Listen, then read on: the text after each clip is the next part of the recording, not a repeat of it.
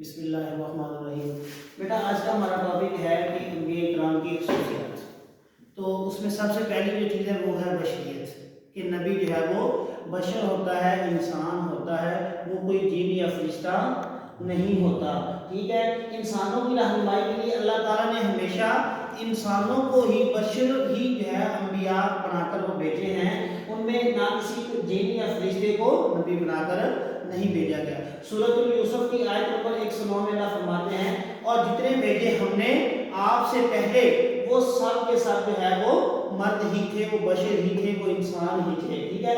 انبیاء اسلام جو ہے جتنے بھی انبیاء ہوتے ہیں وہ اگرچہ انسان ہی ہوتے ہیں، لیکن ان کے اندر دو خصوصیات جو پائی جاتی ہیں، اس میں ایک چیز تو یہ ہے کہ اللہ ان کی طرف اپنی وحی کرتا ہے، اللہ اپنا پیغام بھیجتا ہے، اور پیغام تین طریقوں سے ہے، ایک فرشتے کے ذریعے، اور دوسرا پردے کے پیچھے سے سنوا دے، اور تیسرا ہے براہ راست دل میں ڈال دے، ٹھیک ہے۔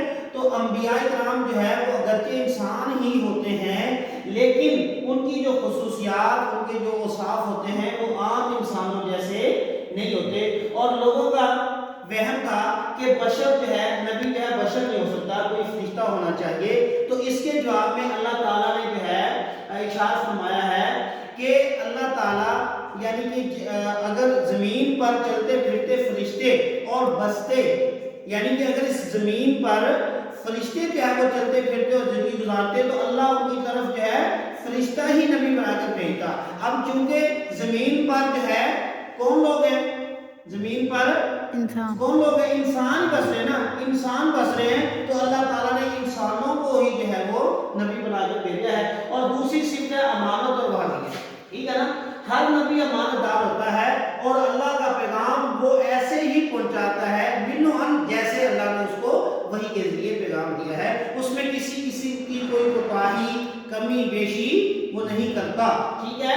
اور رسالت ایک ایسی نعمت ہے کہ جو کوئی بھی نبی اپنی محنت اور کاوش سے حاصل نہیں کر سکتا، بلکہ یہ تو اللہ کا فضل ہے، ذالک فضل اللہ یؤتیہ من یشاء، کہ یہ تو اللہ کا فضل ہے، جسے چاہے وہ عطا کر دے۔ اور یہ جو ہے رسالت کسی یعنی عبادت اور ریاضت سے حاصل نہیں ہوتی، ٹھیک ہے۔ اس کے لیے ارشاد قرآنی ہے کہ اللہ کا فضل ہے، جسے چاہے عطا کر دے۔ اور رسالت کا منصب جن کو عطا کیا گیا وہ تمام کے تمام ان کے اندر جو ہے وہ نیکی، پرہیزگاری اور اسی طریقے سے جو ہے عزم و ہمت اور ذہانت، یہ تمام ان جیسی تمام جو ہے وہ صفات ہوتی ہیں انبیاء کے اندر، جن کو رسالت کا منصب عطا کیا جاتا ہے، ٹھیک ہے۔ تو بیٹا آج ہم نے انبیاء کی خصوصیات میں یہ صرف دو خصوصیات پڑھی ہیں، ایک بشریت ہے اور ایک امانت اور وحیت۔